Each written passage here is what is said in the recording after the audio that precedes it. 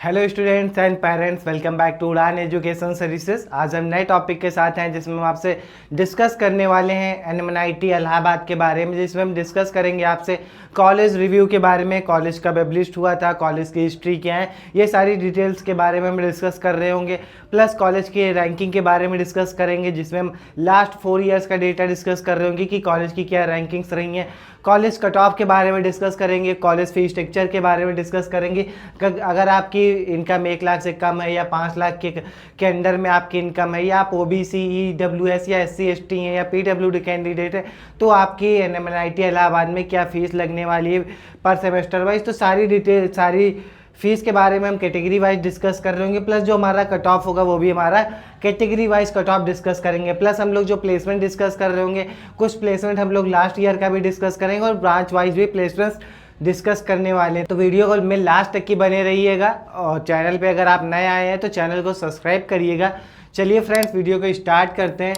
तो सबसे पहले हम देखेंगे एनएमआईटी इलाहाबाद के ओवरव्यू के बारे में। सबसे पहले हम लोग देखते हैं कॉलेज के फुल नेम के बारे में। तो जो कॉलेज का फुल नेम है Motilal Nehru national institute of technology Allahabad, जिसे हम लोग शॉर्ट में एनएमआईटी इलाहाबाद के नाम से जानते हैं, also known as NMIT Allahabad. And जो कॉलेज की लोकेशन है प्रयागराज उत्तर प्रदेश है। एंड जो कॉलेज एब्लिश्ड किया गया था 1961 में, ये आरईसी के तौर पे एब्लिश्ड किया गया था। एंड 2002 में इस कॉलेज को एनआईटी में अपग्रेड किया गया है। एंड कॉलेज टाइप देखेंगे जो कि आपका ऑटोनोमस पब्लिक टेक्निकल यूनिवर्सिटी है। एंड स्टेटस देखेंगे तो आपको इंस्टीट्यूट ऑफ नेशनल इंपॉर्टेंस का दर्जा मिला हुआ है। इंस्टीट्यूट ऑफ नेशनल इंपॉर्टेंस का दर्जा उन्हीं कॉलेजेस को दिया जाता है मोस्टली जो कि नेशनल के लिए काफ़ी इंपॉर्टेंस रखते हैं, इसलिए ये कॉलेजेस को दर्जा दिया जाता है। मोस्टली आपको ये INI के दर्जा उन्हीं कॉलेजेस को दिया गया है जो कि आपके IITs हैं, IIM है या NITs हैं, और गिने चुने और कुछ कॉलेजेस को ये दर्जा दिया गया। कैंपस एरिया की बात करें तो आपको करीब 222 एकड़ का आपको कैंपस एरिया देखने को मिलता है। अब डिस्कस कर लेते हैं हम लोग रैंकिंग्स के बारे में। अगर एनआरएफ रैंकिंग की देखें, अगर हम लोग एनआरएफ इंजीनियरिंग कैटेगरी की बात करें तो आपको 62 रैंक दी गई हुई है। And total overall NRF ranking देखेंगे तो 150 से 200 के बीच में कॉलेज की रैंकिंग दी गई है। एनआरएफ रैंकिंग का डेटा लास्ट 4 ईयर का देखते हैं हम लोग इंजीनियरिंग कैटेगरी में। तो आपकी इंजीनियरिंग कैटेगरी में 2025 में 62 रैंक थी। एंड 2022 में 47 थी, 2023 में 49 है। एंड 2024 में 60 रैंक है। 22 ईयर वो देखेंगे तो एनआरएफ रैंकिंग इसकी घट रही है। 2022 में देखेंगे 47 थी, 2023 में 49 थी।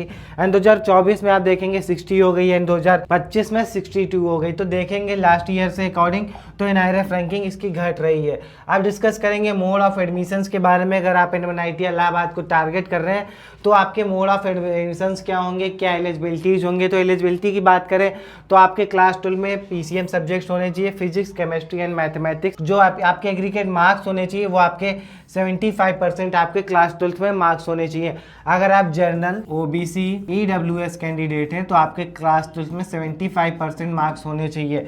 अगर आप SC, ST, PWD कैंडिडेट हैं तो आपके क्लास 12 में अगर 65% मार्क्स हैं तो भी आप इस कॉलेज में एडमिशन लेने के लिए एलिजिबल होंगे। ये आपका जो क्राइटेरिया है जोसा प्लस CSAP क्या है। अगर आपके क्लास 12 में 75% से एबव हैं, अगर आप जनरल, OBC, EWS कैंडिडेट हैं, ST, PWD कैंडिडेट तो 65 से एबव है, तो आप जोसा और CSAP के काउंसलिंग में आप पार्टिसिपेट कर सकते हैं, जिसके थ्रू आपको NITs, IIIT और GFTIs में आपको एडमिशन मिलने वाला है। अब डिस्कस कर लेते हैं एग्जाम के बारे में। तो आपको अगर NITs में एडमिशन लेना है तो आपको JEE मेंस के थ्रू आपको एडमिशन मिलने वाला है बीटेक प्रोग्राम में।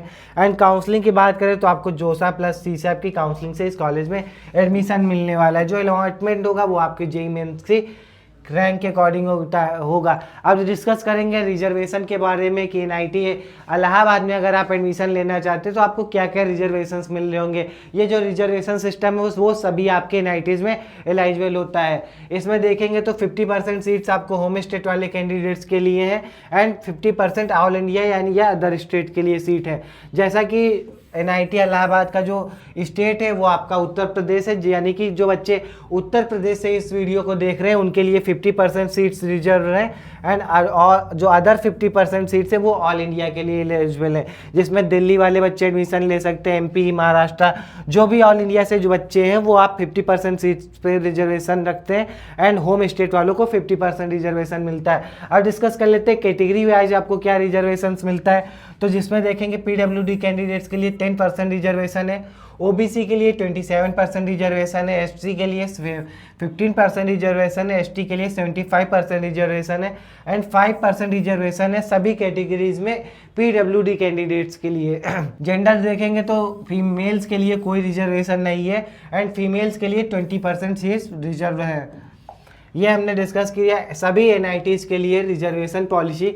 अब डिस्कस कर लेते हैं सीट मैट्रिक्स के बारे में। अगर आप NIT इलाहाबाद को टारगेट कर रहे हैं तो आपको पता होना चाहिए कि आपको कितना सीट इंटेक मिलने वाला है कॉलेज में। अगर आप चैनल पर नए आए हैं तो चैनल को सब्सक्राइब कर लीजिएगा।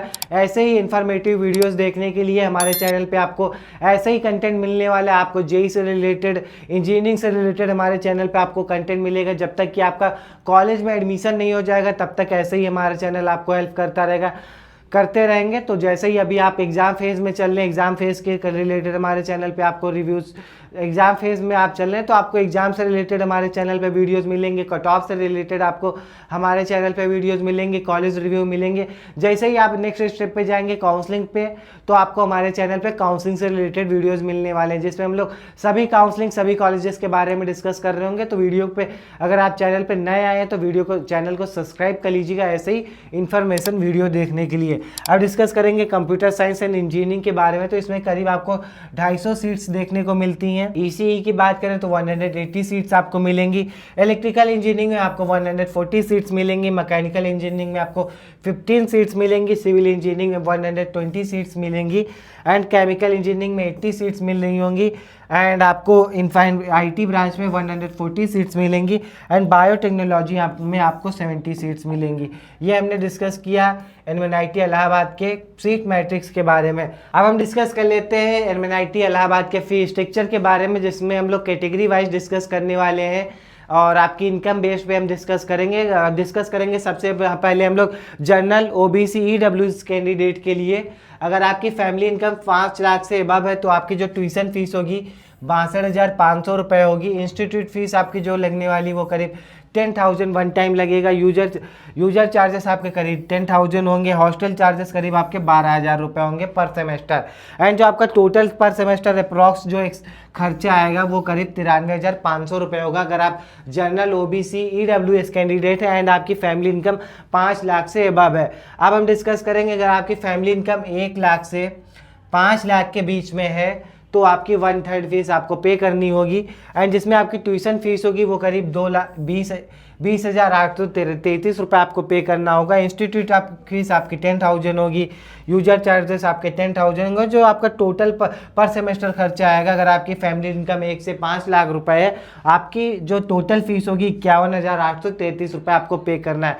अब डिस्कस कर लेंगे जिनकी फैमिली इनकम 1 लाख से 1 लाख के अंदर है। अगर आप OBC, EWS जनरल कैटेगरी से हैं और आपकी फैमिली इनकम 1 लाख से कम है और आप SC, ST, PWD candidate category से भी बिलोंग करते हैं तो आपकी जो ट्यूशन फीस होगी फुल्ली फी वेवर होगी। आपको ट्यूशन फीस नहीं पे करना होगा बट आपको जो अदर चार्जेस हैं वो आपको पे करना होंगे। आपका जो टोटल फीस होगा करीब 31,000 रुपये होगी, यानी कि 31,000। अगर आपकी कैटेगरी SC, ST, PWD है तो आपकी फीस जो लगने वाली है वो 31,000 रुपये लगने वाली है। और अगर आप जनरल कैटेगरी से, OBC से, EWS से और आपकी फैमिली इनकम 1 लाख से कम है तो भी आपकी फीस जो होगी 31,000 रुपये पर सेमेस्टर लगने वाली है।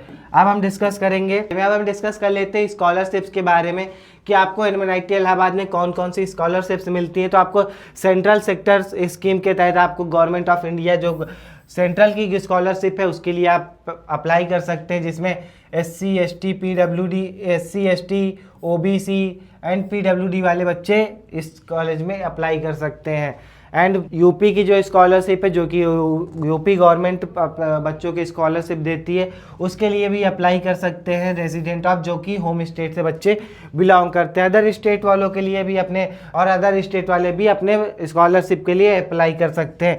अब हम बात करते हैं एलुमनाई एंड कॉर्पोरेट स्कॉलरशिप के लिए। तो आपको एनएमआईटी इलाहाबाद के जो एलुमनाई हैं वो भी बच्चों को स्कॉलरशिप प्रोवाइड करवाते हैं, तो उसके थ्रू भी आपको स्कॉलरशिप मिल सकती है। तो आपको टोटल थ्री टाइप्स का आपको स्कॉलरशिप मिलने वाला है। अब हम डिस्कस कर लेते हैं एनएमआईटी इलाहाबाद के ब्रांच वाइज प्लेसमेंट के बारे में। तो हम लोग सबसे पहले डिस्कस करेंगे कंप्यूटर साइंस के बारे में, जिसमें टोटल देखेंगे जो बच्चे एलिजिबल थे 308 बच्चे इस ब्रांच में बच्चे एलिजिबल थे। जो डेटा दिया गया है वो 2023-24 का डेटा है। एंड जो बच्चे कंप्यूटर साइंस में थे 308 बच्चे जो बच्चे थे प्लेसमेंट के लिए एलिजिबल थे, जिसमें से 298 बच्चे प्लेस्ड हुए हैं। जो टोटल ऑफर बच्चों को मिले थे 1204 ऑफर मिले थे। जो नंबर ऑफ प्लेसमेंट रेट है वो आपका करीब 96% का है। जो एवरेज सीटीसी है कंप्यूटर साइंस ब्रांच में 27.72 एलपीए का आपका एवरेज प्लेसमेंट मिलता है कंप्यूटर साइंस ब्रांच में। मैक्सिमम सीटीसी यानी कि हाईएस्ट पैकेज देखेंगे तो आपको 72 एलपीए का मिलता है एनएमआईटी इलाहाबाद का। अब हम डिस्कस कर लेते हैं इलेक्ट्रॉनिक्स के बारे में। तो इलेक्ट्रॉनिक्स के में हम देखेंगे तो टोटल कैंडिडेट थे 143 बच्चे थे, जिसका हमें 117 बच्चे को प्लेसमेंट मिला था, जिसमें प्लेसमेंट रेट देखेंगे तो 81% का आपको प्लेसमेंट रेट मिलता है। एंड आपका जो एवरेज सीटीसी है करीब 22 लाख का है। एंड जो मैक्सिमम सीटीसी वह 72 एलपीए का है। एंड अब हम डिस्कस कर लेते हैं इलेक्ट्रिकल इंजीनियरिंग के बारे में, जिसमें टोटल कैंडिडेट 78 थे, जिसमें से 62 बच्चे यहाँ से प्लेस हुए हैं। जो प्लेसमेंट रेट है 79% का है। जो एवरेज सीटीसी है 22 लाख का है। एंड जो मैक्सिमम सीटीसी है 63 लाख की है इलेक्ट्रिकल इंजीनियरिंग में। अब हम डिस्कस करेंगे बायोटेक्नोलॉजी में जो एलिजिबल बच्चे थे प्लेसमेंट के लिए वो 37 थे। जो प्लेसमेंट रेट है 70% का है। जो एवरेज सीटीसी है वो आपको 8.4 एलपीए का मिलता है। सिर्फ केमिकल इंजीनियरिंग की बात करें तो 49 बच्चे थे, जिसमें से 31 बच्चे प्लेस्ड हुए हैं। जो नंबर ऑफ प्लेसमेंट रेट है वो आपका 63% का है। एवरेज सीटीसी देखेंगे तो आपको 11.22 एलपीए का आपका एवरेज सीटीसी मिलता है। सिविल इंजीनियरिंग में 80 बच्चे थे, जिसमें से 46 बच्चे प्लेस्ड हुए हैं। जो आपका प्लेसमेंट रेट है 59% का है। जो एवरेज सीटीसी है वो आपको 8.15 एलपीए का मिलता है।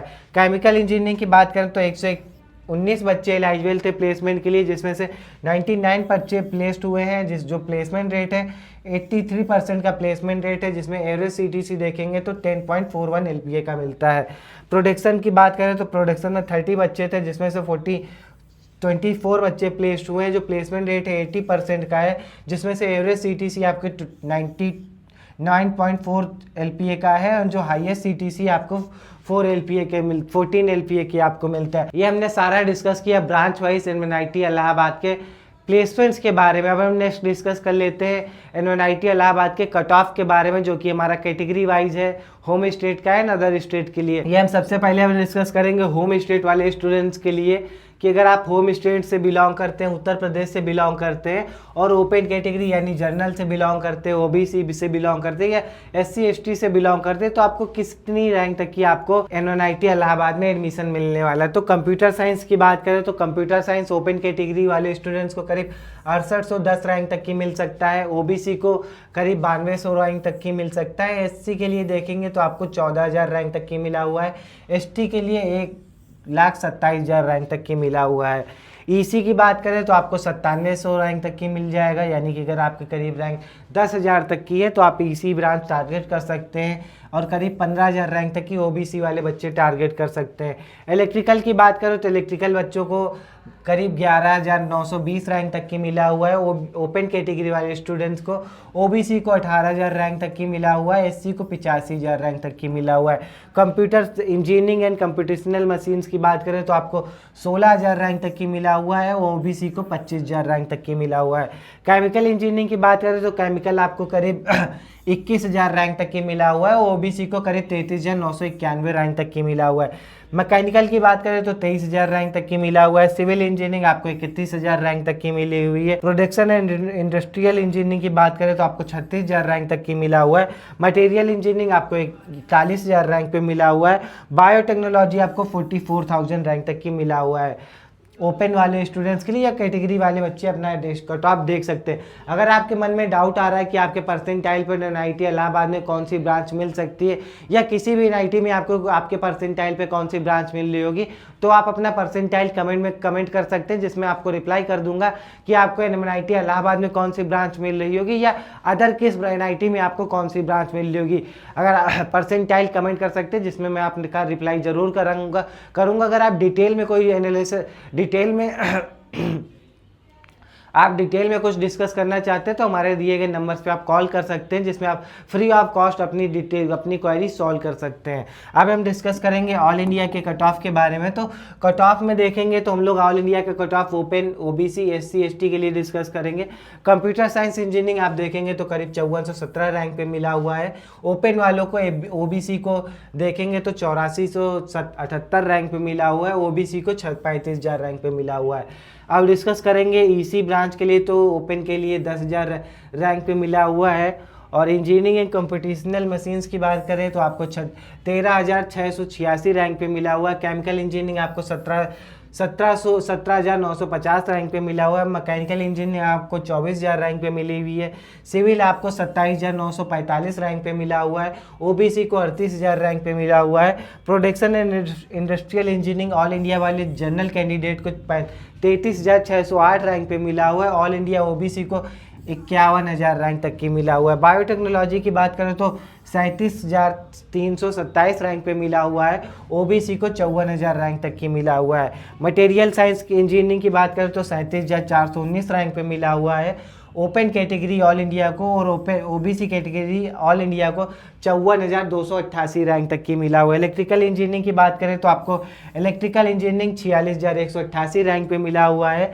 ओपन वाले स्टूडेंट्स को, ओबीसी को देखेंगे तो काफ़ी करीब आपको ओबीसी वाले कैंडिडेट्स को करीब आपको 51,000 रैंक तक की इलेक्ट्रिकल इंजीनियरिंग मिली हुई। ये हमने डिस्कस किया एनआईटी इलाहाबाद के बारे में, जिसमें हमने कॉलेज ओवरव्यू, कॉलेज फीस के बारे में, एलिजिबिलिटीज के बारे में एंड प्लेसमेंट कट ऑफ के बारे में। ये वीडियो कैसा लगा कमेंट में ज़रूर बताइएगा। अगर कंटेंट अच्छा लगा तो वीडियो को लाइक करिए एंड शेयर करिए। नेक्स्ट आपको वीडियो किस टॉपिक पे चाहिए तो आप कमेंट में बता सकते हैं। एंड अगर कंटेंट हमारा अच्छा लग रहा है तो आप शेयर भी करिए। And thank you for watching.